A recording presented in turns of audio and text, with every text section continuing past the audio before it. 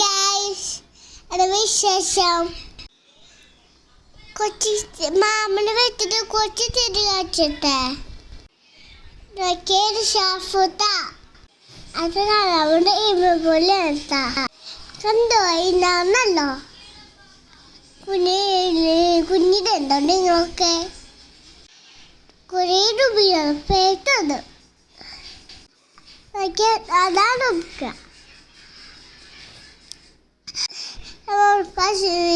കിഷ കുറേ വെള്ളമുണ്ട്. അമ്മമ്മയുടെ മേത്ത് പോകാൻ കുറേ ഉണ്ടായിട്ടുണ്ട്. എൽമയുണ്ടല്ലോ കാണാൻ.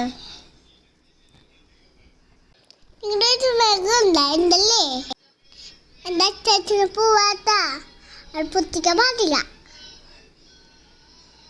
എങ്ങനെ കാണാൻ